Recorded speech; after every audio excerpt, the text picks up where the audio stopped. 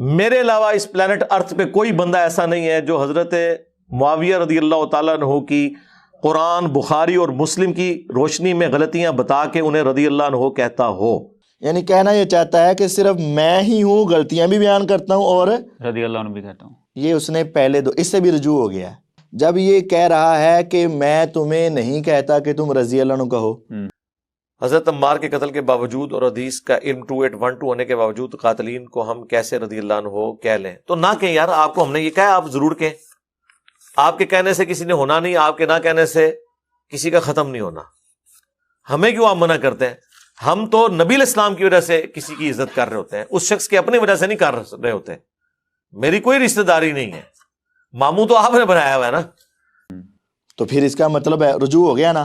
دوسری ویڈیو میں یہ کہہ رہا ہے کہ ہم دل پر پتھر رکھ کر اس کو رضی اللہ عنہ کہتے ہیں.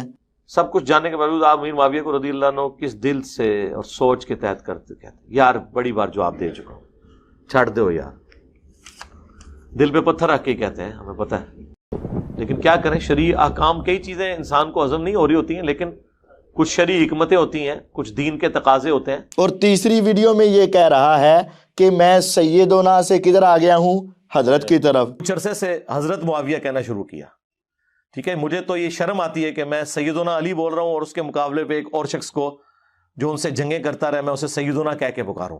اس کا مطلب یہ ہے کہ ان کی غلطیاں بیان کر کے ان کی توہین بھی اور ان کے درجے میں کمی بھی کر رہا ہے. اس طرح کا کام اس کے روحانی والد اسحاق جعلوی صاحب کرتے تھے.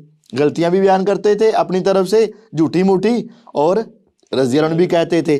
مولانا مودودی صاحب غلطیاں بھی بیان، جنہوں نے سب سے پہلے اس برائی کی بنیاد رکھی، انہیں کے کام کو آگے لے ہاں اسی کے کام کو، وہ بھی رضی اللہ عنہ بھی کہتے تھے.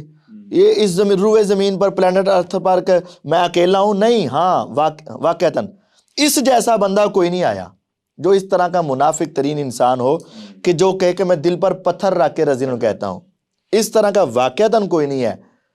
اب معاویہ رضی اللہ عنہ کو رضی اللہ عنہ مودودی صاحب بھی کہتے تھے، جعلوی صاحب بھی کہتے تھے، اور بھی کئی کہتے ہیں.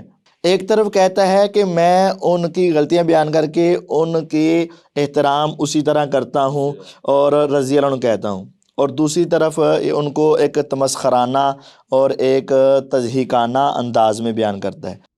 ہاں جی، پہلے خلیفہ کے مخالفین مرتد واجب القتل، دوسرے خلیفہ کے مخالفین کافر رومنز اور پرشینز، تیسرے خلیفہ کے مخالفین جی بلوائی خارجی، حالانکہ وہ خارجی نہیں تھے.